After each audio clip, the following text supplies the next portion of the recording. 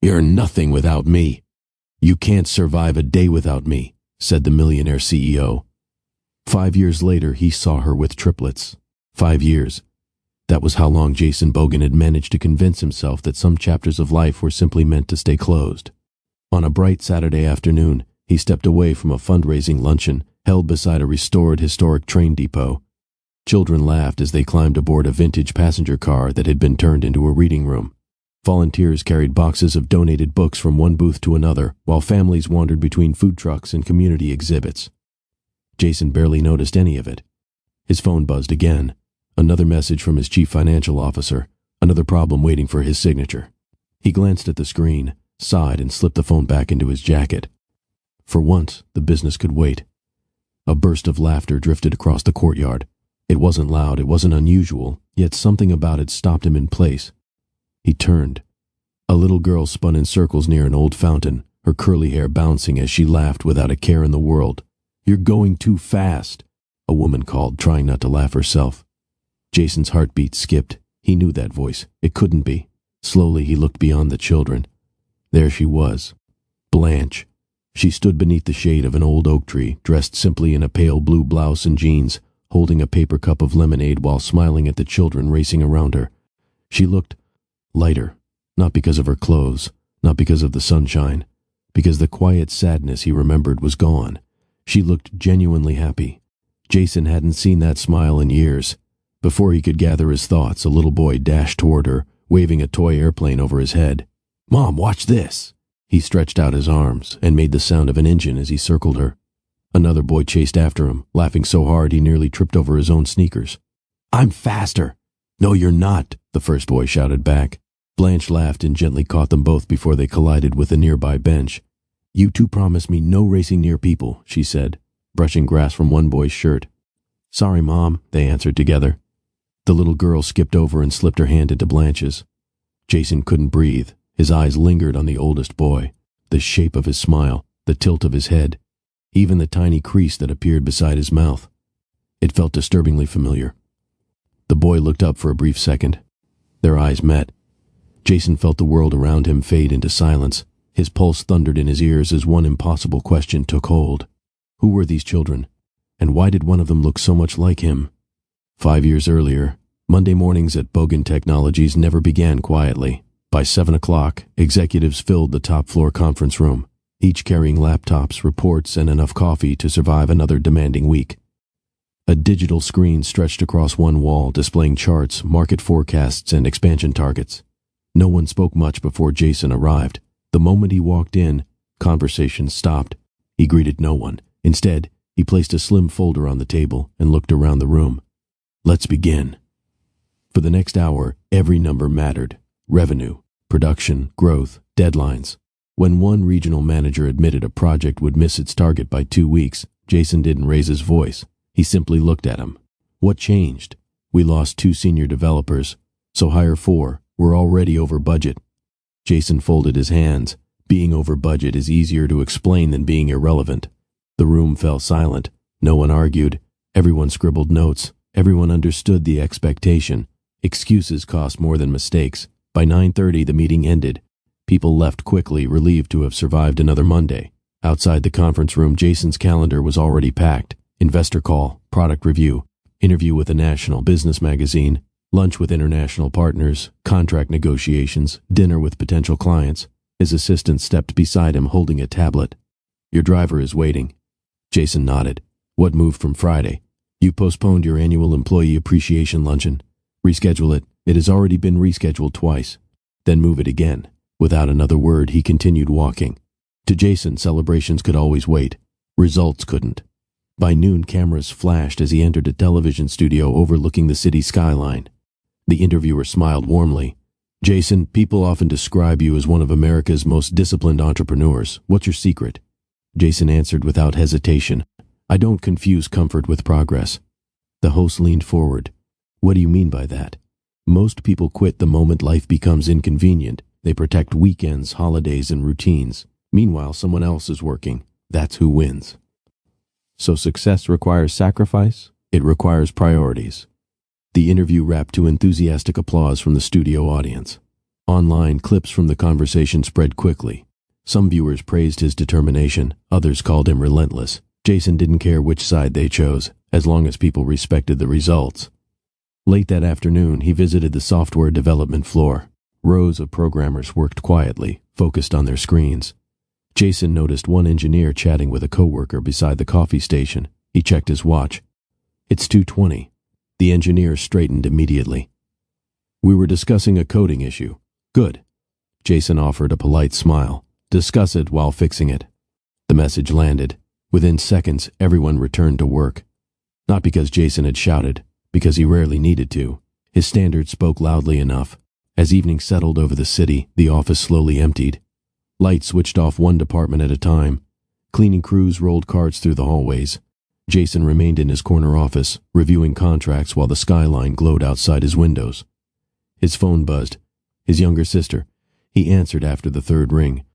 Before we get into today's story, take a second to subscribe if you enjoy powerful stories about love, second chances, and life-changing decisions. We share new stories like this every week, and you won't want to miss what's coming next.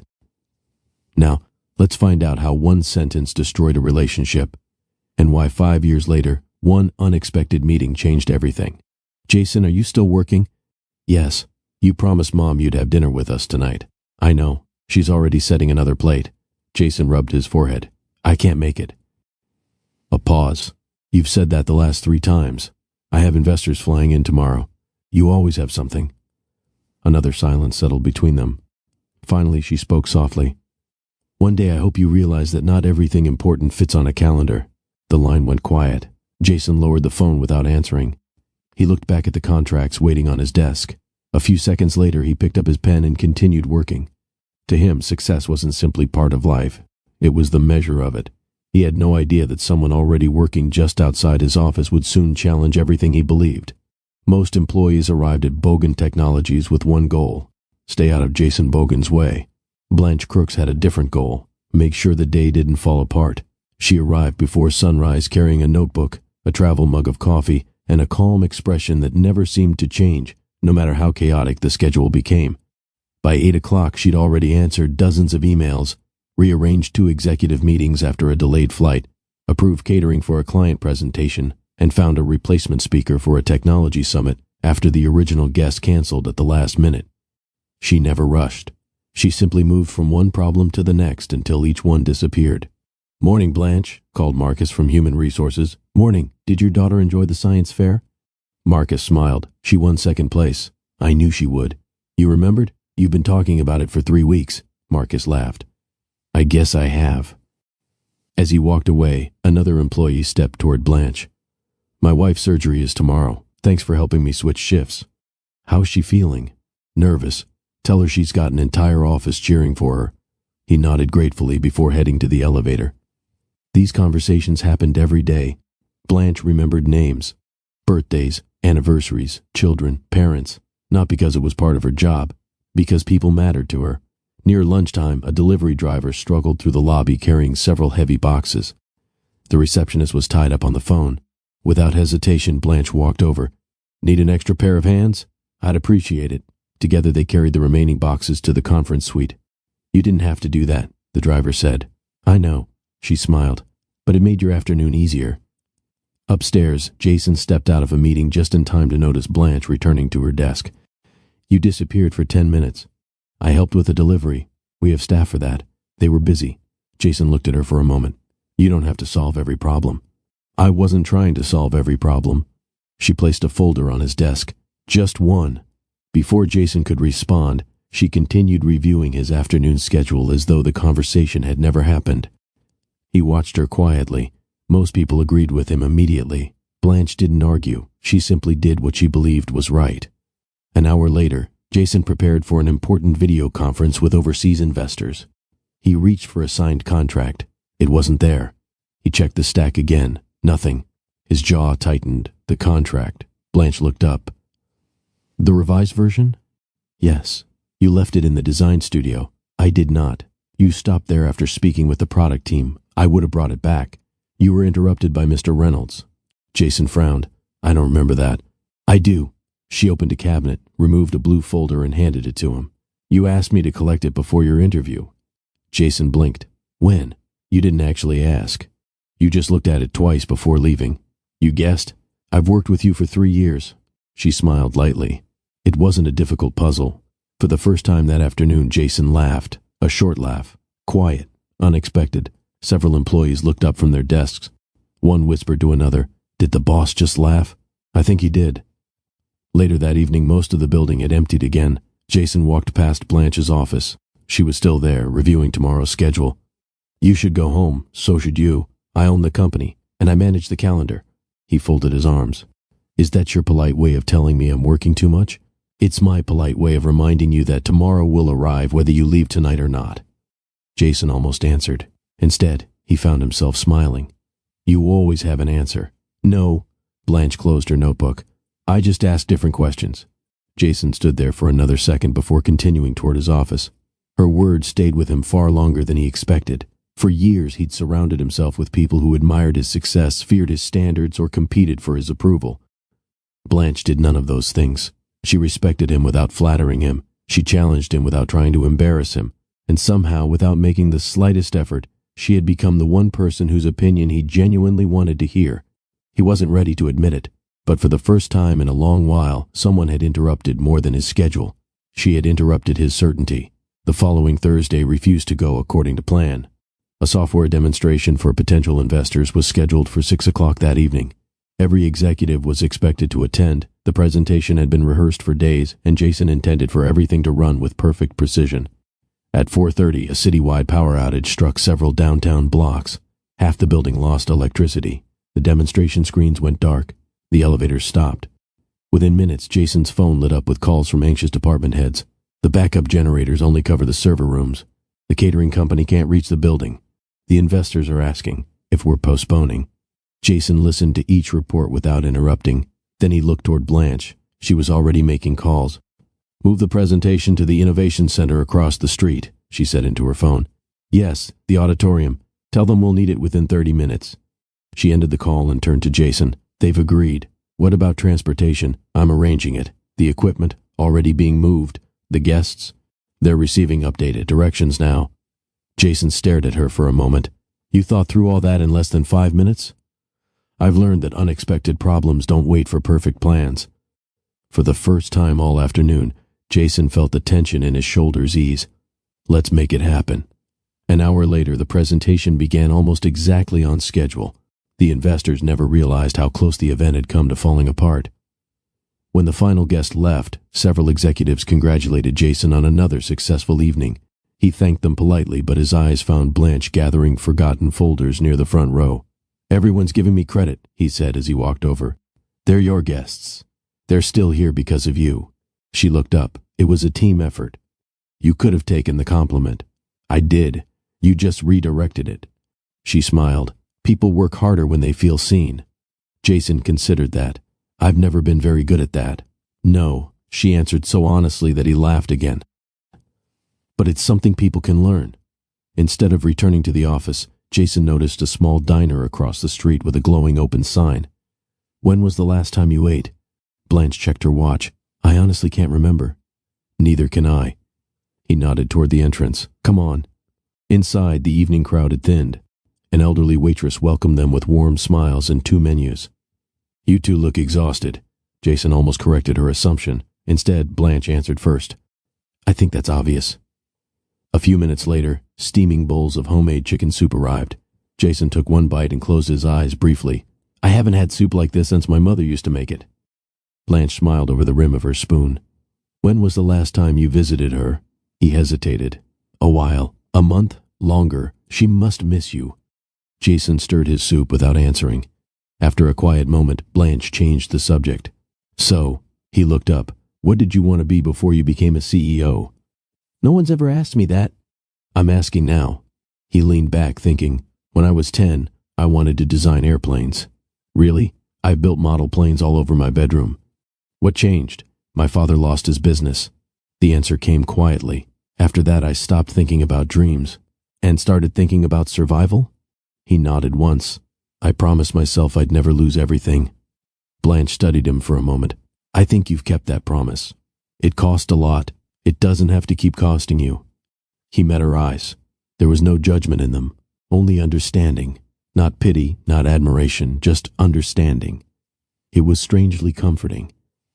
As they left the diner, a cool evening breeze drifted through the nearly empty streets. For once, Jason didn't feel the urge to check his phone. He slipped it into his pocket without looking at the screen.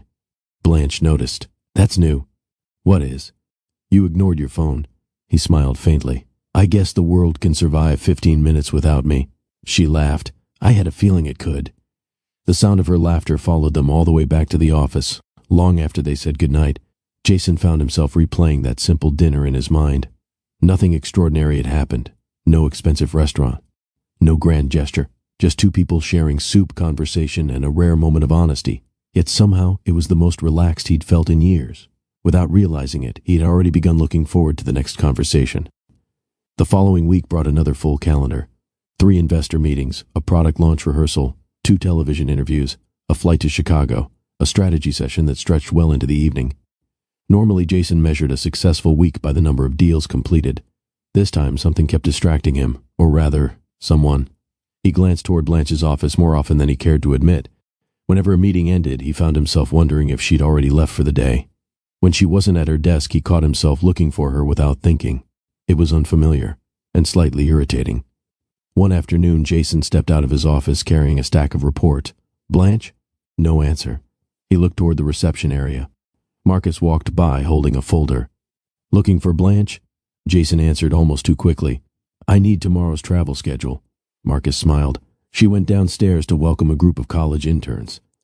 Jason nodded as though that explained everything. "I'll wait." 5 minutes later, the elevator doors opened. Blanche stepped out surrounded by 8 nervous students, each wearing a visitor badge. "Don't worry," she was saying with an encouraging smile. "Nobody expects you to know everything today. Ask questions, that's how people learn."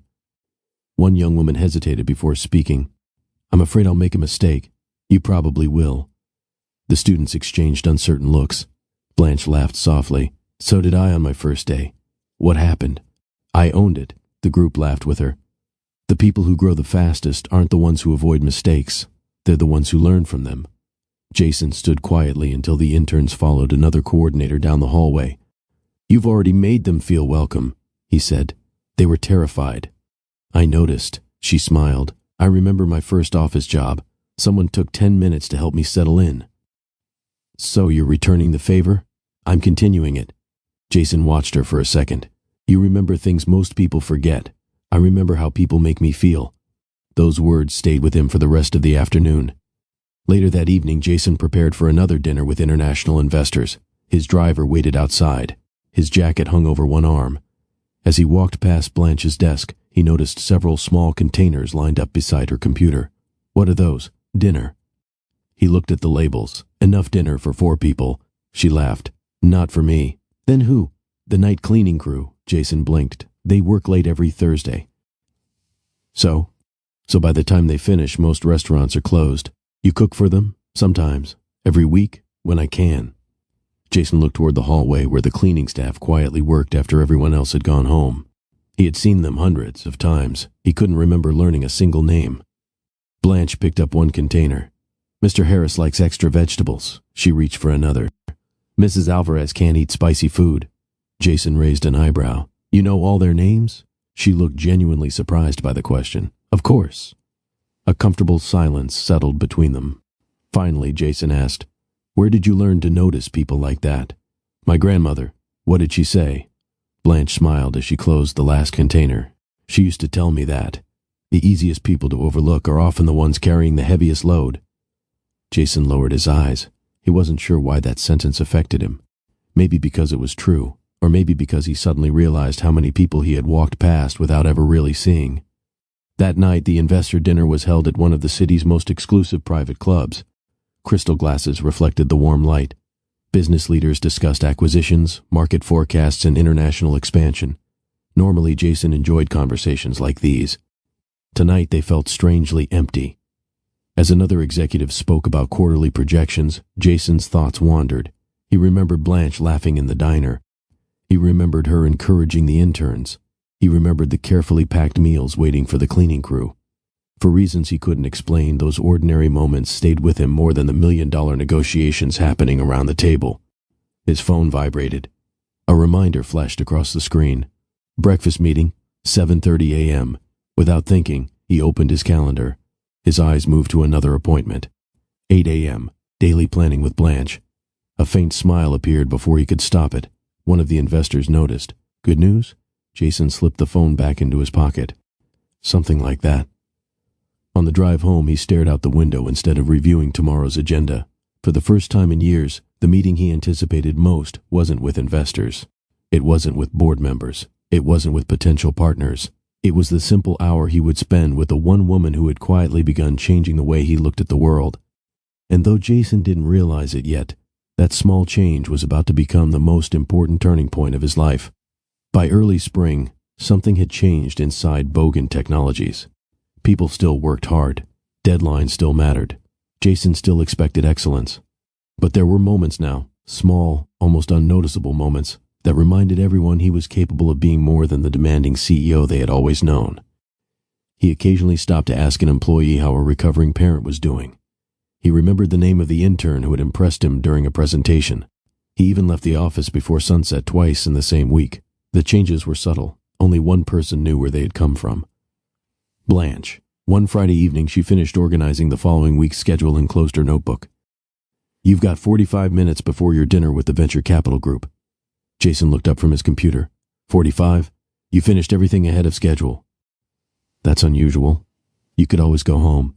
He smiled without looking away from the screen. You're becoming predictable, and you're avoiding my suggestion. I don't know what people do with 45 free minutes. Blanche laughed. That's one of the saddest things you've ever said. It was honest. So here's an idea. She picked up her coat. Walk with me. Where? You'll see. Curiosity won. A few minutes later, they were strolling through a neighborhood several blocks from the office. Jason looked around. No meetings, no meetings, no clients, no clients, no investors hiding behind those trees. She grinned. I checked. He shook his head. I should have known. They stopped outside a family-owned bookstore tucked between a bakery and a flower shop. The owner looked up as they entered. Blanche. An older woman stepped around the counter with a warm smile. I was wondering when you'd visit again. I promised I'd return. The woman noticed Jason. And who have you brought with you? A friend. Jason blinked slightly. It was the first time Blanche had introduced him that way. The owner extended her hand. I'm Evelyn. Jason. Her eyebrows lifted. The Jason Bogan? I'm afraid so. She chuckled. You don't have to sound guilty about it. Blanche wandered toward a shelf in the back. You own a bookstore, Jason said to Evelyn, for 32 years. That can't be easy these days. It isn't. So why keep going? She smiled toward a little boy sitting cross-legged on the floor with a stack of books beside him. Because every week someone discovers a story that changes the way they see the world. Jason followed her gaze. The child looked completely absorbed. His mother sat nearby reading a novel of her own. Neither seemed interested in the passing of time. Blanche returned carrying 2 books. I thought you might like these. Jason glanced at the covers. One was about aviation history. The other explored the lives of famous inventors. You remembered. You told me you used to build model airplanes. I mentioned that once. I listened. Those 2 simple words stayed with him as they left the store. The weeks that followed became filled with moments Jason hadn't expected to enjoy. Breakfast at a neighborhood cafe before work. A Saturday morning farmer's market where Blanche insisted fresh peaches tasted better than expensive desserts. An afternoon volunteering at a community technology workshop for teenagers interested in engineering. Jason spent hours helping students assemble small robotic cars. Watching their excitement after each successful test reminded him of the boy he had once been, the one who loved building things simply because they were fascinating. On the drive home, he admitted quietly, I haven't enjoyed a day like that in years. Blanche looked out the window with a satisfied smile. I know. How? You forgot to check your phone. He reached into his pocket. The battery had died hours earlier. He hadn't even noticed. Summer arrived with welcome news. Bogan Technologies had secured its largest international partnership to date. Television interviews multiplied. Business magazines featured Jason on their covers. Industry conferences invited him to speak. His calendar became crowded again. At first, he tried to protect the time he spent with Blanche. He declined 2 evening meetings. He postponed a weekend conference. He even ignored a call from an investor while they shared dinner at a quiet Italian restaurant. Blanche smiled. That phone has been unusually quiet tonight. I turned it off. You did? I wanted one evening where nothing interrupted us. She reached across the table and gently squeezed his hand. I like this version of you. So do I. For a while it seemed possible. Perhaps he really could build an extraordinary company without sacrificing everything else. Then the international expansion officially began. One country became three became six. Every opportunity opened the door to another. Board meetings grew longer, flights became more frequent. Entire weeks disappeared into hotel rooms, conference centers, and airports. Jason convinced himself it was temporary. Just a few busy months, he told Blanche one evening while packing another suitcase. When this phase is over, everything will settle down. She folded one of his shirts before placing it neatly inside. You've said that before. This time I mean it. I know you do. You don't believe me. She looked at him with quiet honesty. I believe you want it to be true.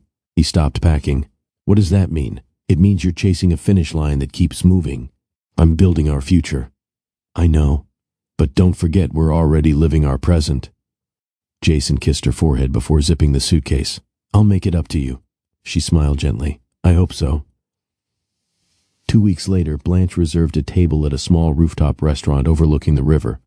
Nothing extravagant, just dinner together. Jason had promised, twice, that he wouldn't cancel. She arrived 10 minutes early. The waiter poured water into her glass. Will someone be joining you? Yes. She checked her watch. He'll be here. 20 minutes passed, then 30. Her phone remained silent. Finally, it vibrated. Jason's name appeared. She answered immediately. I'm so sorry. She closed her eyes. You forgot. I'm at the airport. The airport. Our partners moved tomorrow's meeting to tonight. You didn't call. I've been running since this afternoon. She heard boarding announcements in the background. I'll be back Sunday. You promised. A lie, no. Jason, I'll make it up to you. The line fell quiet. When she finally spoke, her voice was calm. You've started saying that a lot. Before he could answer, another announcement echoed through the terminal. I have to board. Safe flight. Blanche. But she had already ended the call. She remained at the table for another minute before quietly asking for the check. As she walked out onto the sidewalk, the city moved around her as if nothing had happened. Couples laughed together. Friends filled outdoor cafes. A street musician played an old jazz tune beneath glowing lights. Blanche smiled politely at the cashier who handed her the receipt. Then she started the walk home alone. High above the city, Jason's plane lifted into the night sky. He watched the lights grow smaller beneath the clouds. He told himself he was doing all of this for the future they would share. He never stopped to ask whether that future was beginning to slip away one broken promise at a time. The trip lasted 9 days instead of 4. By the time Jason returned, his assistant had stacked 3 folders on his desk, marked urgent, 2 marked immediate, and 1 marked personal. He reached for the business files first. Blanche watched from across the office without saying a word. You've got lunch with the product team at 1. He nodded without looking up. A conference call at 3. Another nod. She waited.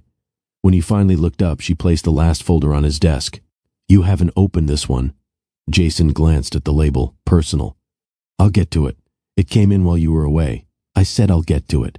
Blanche gave a small nod. All right. She turned to leave. Blanche, she looked back. Are we okay? She held his gaze for a second. We're trying. That answer bothered him more than if she had simply said no. Over the next several weeks, the company announced another major expansion. Financial news outlets praised Jason for turning his business into one of the fastest-growing technology firms in the country. Every interview sounded almost identical. What's the next goal?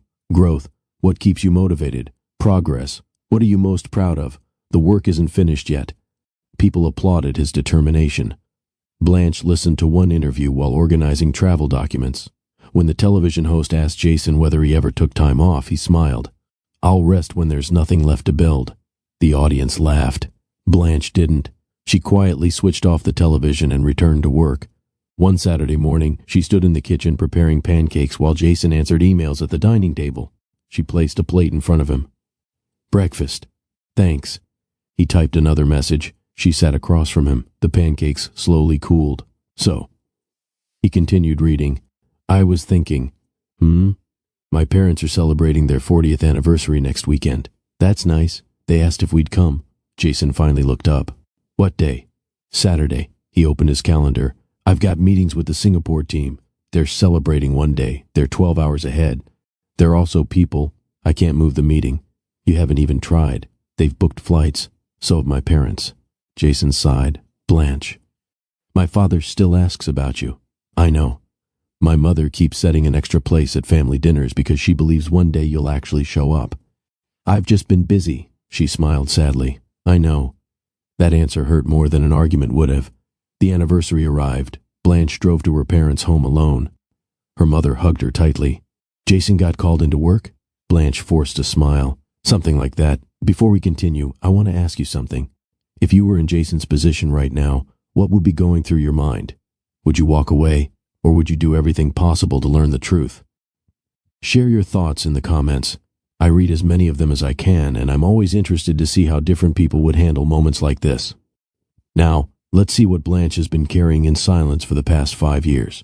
Her father patted the empty chair beside him. We'll keep hoping. During dinner, stories filled the room. Old photographs passed from hand to hand. Children laughed in the backyard. Music drifted from an old radio on the porch. Blanche smiled, joined the conversations, and even danced once with her father. But every time the front gate opened, a tiny part of her looked up. It was never Jason. Late that night, Jason finally called. I'm sorry. She sat on the porch steps watching fireflies blink across the yard. The meeting ran long. I guessed. I wanted to come. I know. I really did. I know. Her calmness unsettled him. I'll drive over now. It's after 10. I don't care. My parents are asleep. I'll apologize tomorrow. You've already missed today. Silence stretched between them. Finally, she asked quietly, Jason, when was the last time we spent an entire day together without your phone ringing? He searched his memory. Nothing came. I don't remember. Neither do I. Autumn arrived. Leaves gathered along the sidewalks outside the office as another demanding quarter came to an end. One evening, Blanche found Jason alone in the conference room staring at sales projections. She walked in carrying 2 cups of coffee. I thought you could use this. He accepted it with a tired smile. Thank you. She sat beside him. You look exhausted. I've been sleeping 4 hours a night. I can tell. The expansion is taking longer than expected. It always does. He rubbed his eyes. Sometimes I feel like if I slow down for even a minute, everything will fall apart. Blanche reached across the table and gently closed the laptop. It won't. You don't know that. I know you. He looked at her. For the first time since I've known you, you're afraid. He didn't answer. Because she was right. Not afraid of failure. Afraid of losing everything he had spent years building. Blanche spoke softly. You've built an incredible company. I have to protect it. I understand. She paused. But who's protecting us? The question settled heavily between them. Jason opened his mouth. Nothing came out. His phone buzzed. He glanced at the screen. An investor. Without thinking, he answered. Jason speaking. Blanche sat quietly for a few seconds, then she stood. I'll let you finish.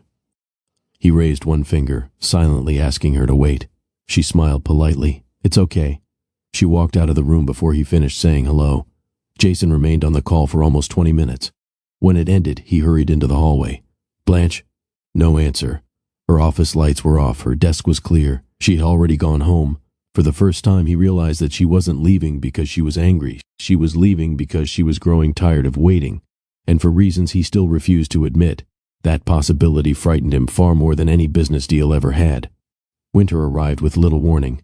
The city woke one Monday morning to streets coated in a thin layer of frost, but inside Bogan Technologies the temperature hardly mattered.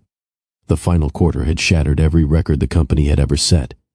Employees applauded when the numbers appeared on the large screen in the conference room. Profits had doubled. International contracts continued pouring in. News outlets called Jason the face of a new generation of American business leaders. Everyone celebrated. Everyone except Jason. Success no longer brought the satisfaction it once had. Every milestone simply introduced another goal. Every victory demanded a bigger one. By the time the applause ended, he was already asking, what's next? That evening, Blanche waited outside his office with 2 tickets in her hand. Jason looked up from his computer. What are those? Tonight. He frowned. Tonight? You forgot. She walked inside and placed the tickets on his desk. The holiday orchestra. Recognition finally crossed his face. Oh, we bought these almost 3 months ago. I know. She checked the time. It starts in an hour. Jason looked at the stack of reports covering his desk. I don't think I can make it. Blanche didn't answer immediately. She simply looked at him. The board needs tomorrow's presentation. It can wait until morning. The numbers aren't finalized. They'll still be there. This acquisition could change everything. She smiled faintly. I've heard that sentence before. Jason stood and walked around his desk. I'm not canceling because I want to. I know. I'll make it up to you. She lowered her eyes. You keep trying to replace moments with promises. That's not fair. No. You know why I'm working this hard. For us? Exactly. Blanche picked up the tickets again. I used to believe that. What changed? You stopped making us part of the future you're building. Jason stared at her. What does that mean? It means every important conversation begins with after this project or once things settle down. They will. When? He had no answer. Not because he didn't want one, because he honestly didn't know. Over the next 2 weeks, they saw less of each other than at any point since they had started dating. Jason left before sunrise. He often returned after midnight. Sometimes Blanche was already asleep. Sometimes she pretended to be. One Saturday morning, she found him asleep on the living room couch, still wearing yesterday's suit. A laptop rested on his chest. Dozens of unread messages glowed across the screen. She quietly covered him with a blanket. As she reached for the computer to close it, Jason woke suddenly. What time is it? 8. I've got a call at 8:30. You've got breakfast. I'm not hungry. You haven't eaten since yesterday afternoon. I'll grab something later. She walked into the kitchen without another word. 10 minutes later, she returned with toast, eggs, and fresh coffee. Jason took 2 quick bites before his phone rang. He answered immediately. Good morning. Blanche watched him carry the plate into his office. When she walked in 20 minutes later, the food sat untouched. Cold, exactly as she expected. 3 days before Christmas, Blanche visited Jason's office carrying a small wrapped box. He was reviewing contracts. I know you're busy. I'll just be a minute. He removed his reading glasses. Merry Christmas. She handed him the gift. Jason smiled. You bought me something? Open it. Inside was a handcrafted wooden model airplane. The wings had been carefully painted by hand. For several seconds, he simply stared at it. You remembered. You told me years ago that building airplanes made you happy. He gently ran his fingers across one wing. I haven't thought about that in a long time. I know. He looked up. Thank you, she smiled. I was hoping you'd put it somewhere you'd see it every day. I will. His phone buzzed. He glanced at the screen. The smile disappeared. I have to take this. Blanche nodded. Of course. She left quietly, closing the door behind her. An hour later, the little airplane still sat unopened on the corner of his desk, while Jason remained trapped in back-to-back conference calls. Christmas Eve arrived. Their apartment glowed with warm lights, fresh pine branches, and the smell of cinnamon cookies Blanche had baked that afternoon. She finished setting the table just as the front door opened. Jason stepped inside looking exhausted. I'm home, she smiled with relief. You made it. Barely. He loosened his tie. This looks incredible. I thought we deserved one peaceful evening. I agree. For the first 20 minutes, everything felt almost normal. They laughed over an old story about Blanche accidentally locking herself out of her first apartment. Jason even reached across the table to refill her glass before she asked.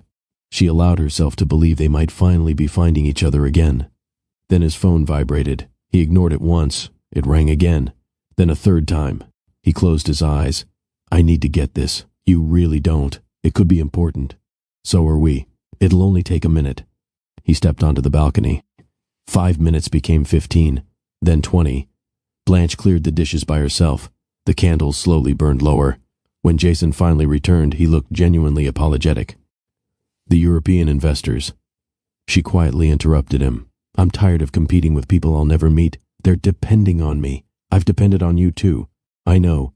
Do you? Her voice remained calm, but it carried a weight he hadn't heard before. I don't need expensive vacations. I don't need bigger apartments. I don't need another apology. She looked directly into his eyes.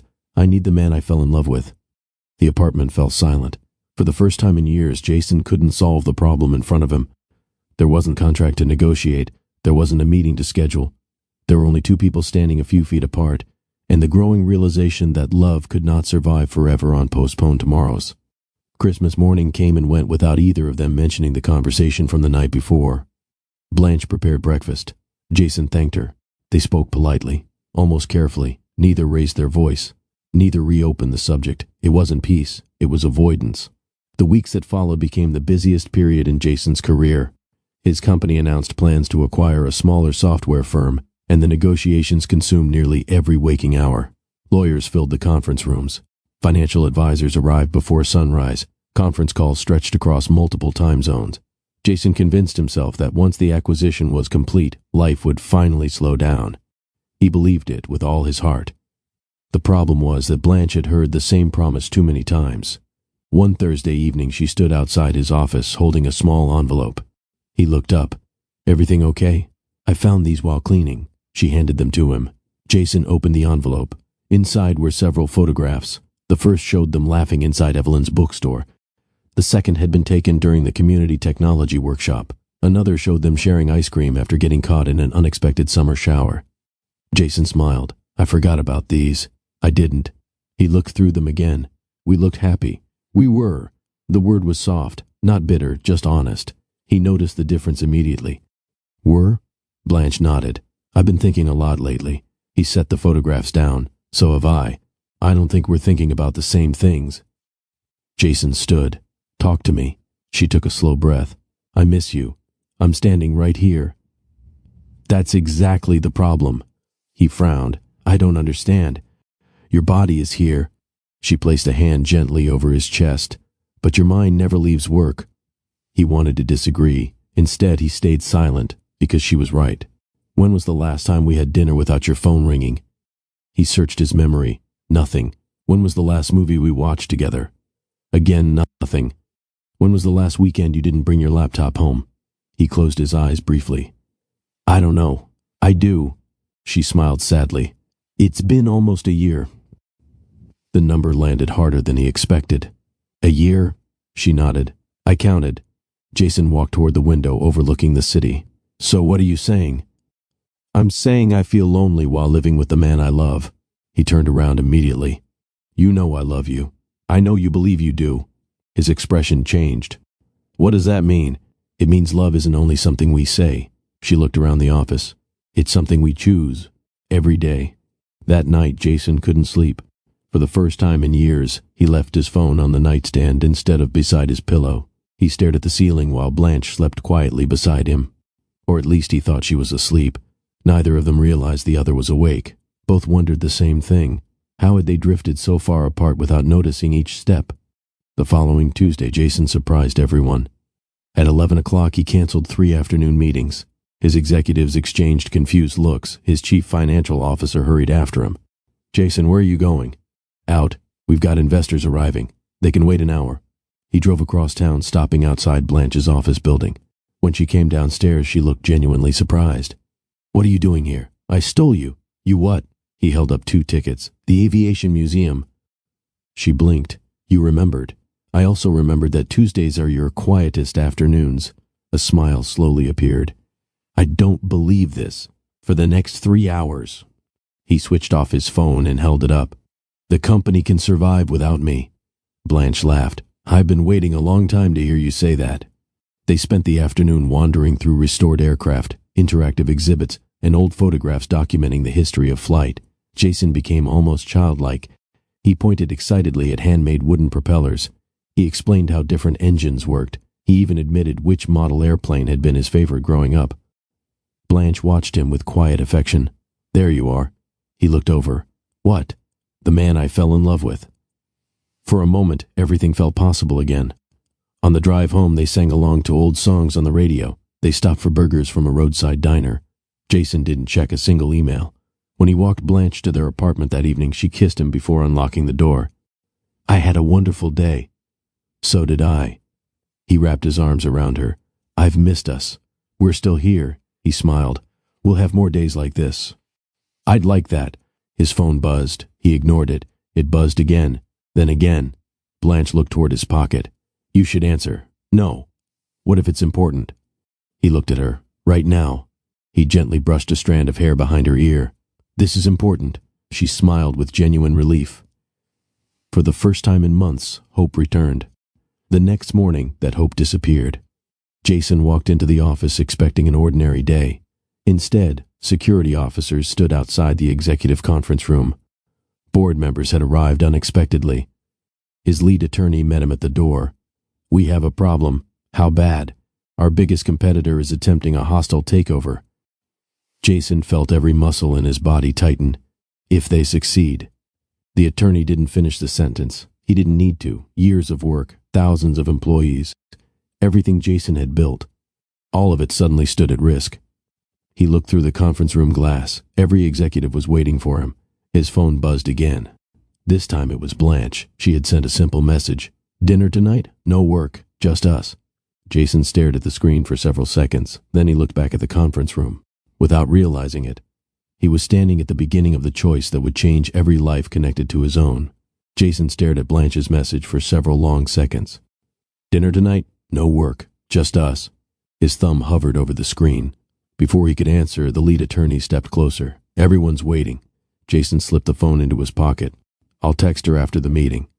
He walked into the conference room. 6 hours later, he realized he never had. The emergency meeting stretched well into the evening. The competitor's proposal was aggressive.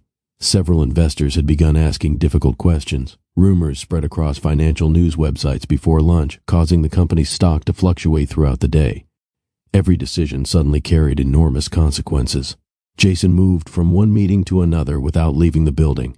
At 8:30 that night, he finally looked at his phone. 4 missed calls, 1 voicemail, 3 messages from Blanche. "Are we still on for dinner?" An hour later, "Everything okay?" Then, just before 7 o'clock, "I guess something came up. Drive safely." Jason closed his eyes. He called immediately. She answered on the second ring. "I'm sorry. I know. I lost track of time. I figured. I should have called." "Yes." Her voice wasn't angry. It was tired. "I'll come home now. You don't have to rush. I want to." There was a brief silence. "I already ate. I'll still come." "All right." When Jason opened the apartment door, the dining table was still set for 2. The candles had burned almost to the bottom. 2 untouched plates sat beneath silver covers. Blanche emerged from the kitchen carrying a container. "I packed yours." He looked at the table. "You waited. For 3 hours." Guilt settled heavily inside him. "I'm sorry." She handed him the container. "It's getting cold." Jason placed it back on the table. "I'm not hungry anymore." Neither of them sat down. Neither knew how to begin. Finally, Blanche spoke. "Do you remember the first dinner we had together? The diner across from the Innovation Center. You stayed because you wanted to." He nodded. "You weren't checking your watch. No. You weren't answering emails. You listened." Jason lowered his eyes. "I miss that man. So do I." The words escaped before he realized he had spoken them. Blanche looked at him carefully. "Then where did he go?" Jason rubbed the back of his neck. "I don't know. I think you do." She walked toward the window. "You've convinced yourself that every problem belongs on your shoulders. If I stop pushing, I'm not asking you to stop." She turned to face him. "I'm asking you to remember why you started." He wanted to explain, to tell her about shareholders, about competitors, about responsibility. Instead, he simply said, "I'm trying. I know you are." She smiled sadly. "But you're trying to save everything except the one thing that's falling apart." The following week became even more demanding. News outlets speculated daily about the company's future. Jason rarely left the office before midnight. Blanche continued doing her job with the same grace she always had, but something had changed. She no longer reminded him to eat. She no longer asked if he wanted coffee. She stopped suggesting evening walks. She stopped asking when he'd be home, not because she no longer cared, because she had grown weary of hearing promises that never became reality. Jason noticed the difference. One afternoon he stepped into her office. "Do you have a minute?" She looked up from her laptop. "Of course." He closed the door behind him. "I feel like you're avoiding me." She gave a faint smile. "I'm giving you space. I don't want space. You've created plenty of it already." The honesty stung. He pulled out the chair across from her desk. "I know I've made mistakes. You have. I'll fix them. How? I'll take time off after this acquisition." She looked at him quietly. "There it is again. What? After this?" He sighed. "I need you to be patient." "I've been patient for how long?" She didn't answer immediately. Instead, she opened a drawer and removed a small notebook. She slid it across the desk. Jason opened it. Inside were dates, dozens of them, their canceled vacation, her birthday, dinner with her parents, the holiday concerts, Sunday breakfast, movie night, weekend getaway. Each one had a short note beside it: canceled, meeting, business trip, conference call. The list continued for pages. Jason slowly looked up. You kept track? I wasn't trying to. Then why? Because every time something important disappeared from our lives, I wrote it down. She gently closed the notebook. I wanted to convince myself it wasn't happening as often as it felt. A painful silence settled between them. It was worse. Jason swallowed hard. I never meant to hurt you. I believe that. Her answer surprised him. You do? Yes. She folded her hands together. I don't think you've been choosing work because you love money. He frowned. I think you've been choosing it because you're terrified. He looked away. My father lost everything. I know. You've heard the story. I've heard the facts. She paused. But I've never heard how it made you feel. Jason stared through the office window. I was 12. His voice grew quieter. I came home from school and found movers carrying furniture out of our house. Blanche listened without interrupting. My dad stood in the driveway pretending everything would be okay. He laughed once, without humor. It wasn't. We moved into a tiny apartment. My parents argued every night. I remember promising myself I'd never let that happen to my own family. His eyes met hers. So when another opportunity appears, you chase it. He nodded, because stopping feels dangerous. Blanche reached across the desk and gently covered his hand with hers. I understand your fear. For a brief moment, hope returned. Then she finished her sentence. But fear isn't supposed to decide how we love the people closest to us. Jason closed his eyes. He knew she was right. He simply didn't know how to become the man she deserved before it was too late.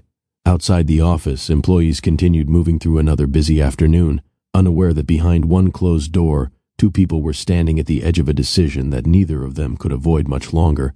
The decision arrived sooner than either of them expected. 3 evenings later, Jason stood before a packed ballroom at a National Business Awards ceremony. Cameras flashed as he accepted the honor for CEO of the Year. The audience rose to its feet. The applause echoed through the room. Congratulations, Jason. You deserve it. Remarkable achievement. He smiled for the cameras, shook hands, thanked the sponsors, and delivered a polished speech about innovation, perseverance, and building great teams. Not once did he notice his phone vibrating inside his jacket. When the event finally ended, he walked into the hotel lobby and checked the screen. 8 missed calls, all from Blanche. His stomach tightened. He called immediately.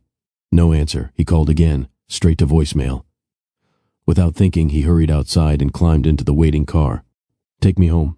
The driver glanced in the mirror. Everything all right, Mr. Bogan? I don't know. By the time he reached the apartment, every light was on. Relief washed over him. At least she was home. He unlocked the door. Blanche? No reply. He walked into the living room. She sat quietly on the sofa, still wearing the same clothes she'd left for work in that morning. A mug of tea rested untouched on the coffee table. She looked exhausted. Jason removed his coat. I've been trying to reach you. I know. Is something wrong? She looked at him for a long moment before speaking. My mother collapsed this afternoon. Jason froze. What? She fainted while shopping. Is she okay? She's stable. His shoulders relaxed slightly. I should have been there. Yes. He stared at her. I didn't know. I called. I was on stage. I know. I would have left. I believe you. She wasn't accusing him. That somehow made it worse. I stayed at the hospital for 6 hours. Jason sat beside her. Why didn't someone from your family call me? They did. His expression changed. They called my phone. She nodded. You never answered. He remembered. The phone had been on silent throughout the ceremony. Afterward, he'd spent nearly an hour talking with reporters. His chest felt heavy. I'm sorry. I know. Again, those same 2 words. No anger, no shouting, only disappointment that seemed to grow deeper each time. I wanted you beside me today. I should have been. You were receiving another award. Jason lowered his head. Every trophy displayed in his office suddenly felt meaningless. The next morning, he canceled every meeting on his calendar. His executives were stunned. Reschedule everything, he instructed. I'm taking the day off. He drove straight to the hospital carrying flowers. Blanche met him outside her mother's room. You came. Of course. She accepted the flowers. She's resting. Can I see her? She'd like that. Inside, Blanche's mother smiled warmly. "Jason," he walked over. "I'm sorry I wasn't here yesterday." She patted the chair beside her bed. "Sit down." He obeyed. "You've always worked hard." "I have, but don't work so hard that life starts happening without you." Jason managed a faint smile. "I've been hearing that a lot lately." "Maybe because the people who love you are trying to tell you something." He didn't answer. There wasn't anything left to say. For the next 2 weeks, Jason made a genuine effort. He left the office before 7. He turned his phone off during dinner. He spent Sunday afternoon helping Blanche's father repair a broken fence. They laughed together, shared stories, cooked dinner. For the first time in months, the apartment felt warm again. One evening, Blanche rested her head against his shoulder while they watched an old black and white movie. "You've been different. I'm trying. I can see that." He smiled. "I was starting to think I'd forgotten how to slow down." She looked up at him. "You haven't forgotten. You've just been afraid." Jason kissed her forehead. "I don't want to lose you." She closed her eyes. "Then don't." Those 2 words echoed in his mind long after they went to bed. Monday morning arrived with clear skies and cautious optimism. Jason reached the office earlier than usual. As he stepped out of the elevator, his chief financial officer hurried toward him. "We've got a serious problem." Jason sighed quietly. "What now?" "Our largest investor wants an emergency meeting. Today, in 30 minutes. Why?" "They're threatening to withdraw unless we agree to their restructuring plan." Jason's expression hardened. "Call everyone." Within minutes, the executive floor became a whirlwind of activity. Lawyers filled the conference room. Financial reports covered every table. Phones rang without stopping. From her office, Blanche watched the familiar pattern return. She didn't interrupt. She simply adjusted Jason's schedule the best she could. By noon, he had missed lunch. By 3, he had canceled an afternoon coffee they had planned together. At 5, he sent a brief message. "Running late. Don't wait for dinner." Blanche stared at the screen. She didn't reply. The emergency meetings continued for 4 straight days. Jason barely went home. When he finally did, he often fell asleep in his clothes. On Friday evening, Blanche stood in the bedroom quietly folding laundry while Jason searched for another clean shirt. "Have you seen my blue tie?" She handed it to him. "Thanks." He started toward the door. "Jason." He stopped. "Can we talk tonight?" He glanced at his watch. "I've got dinner with the investors. It won't take long. I'll be home before 10. You said that yesterday. This time I mean it." She looked at him with tired eyes. "I've heard that sentence so many times that I don't know whether to believe it anymore." Jason walked back toward her. "I know you're frustrated. I'm not frustrated." Her voice remained steady. "I'm heartbroken." The words landed with unexpected force. He reached for her hand. She gently pulled it away. "I don't want another promise." She looked directly at him. "I want one honest evening where your job isn't sitting between us." Jason checked his watch again. The movement was small, almost automatic. But Blanche saw it. A faint smile crossed her face. "There it is." "What?" "Your answer." He opened his mouth to explain. She quietly shook her head. "No, not tonight." She picked up the last folded towel and placed it inside the closet. "When you're ready to choose this relationship with the same determination you choose your business." She paused before finishing. "I'll still be willing to listen." Jason watched her leave the room. The bedroom suddenly felt much larger than it had a moment earlier. He stood there alone, blue tie still in his hand, unaware that the conversation she had just postponed would become the one neither of them would ever forget. Jason stood in the bedroom for several moments after Blanche walked away. He glanced at the clock again. 7:23. The investors expected him at 8. He loosened his grip on the blue tie, dropped it onto the bed, and walked into the living room. Blanche was sitting near the window with a book open on her lap. She wasn't reading. She was simply looking outside. "I'll cancel dinner," Jason said. She turned toward him, surprised. "You will?" "Yes." A small smile almost appeared on her face. Almost. Then his phone rang. The sound cut through the room like an unwelcome guest. Jason looked at the screen. It was his lead attorney. He declined the call. A second later, another call came in, this time from the chairman of the board. Then another, his chief financial officer.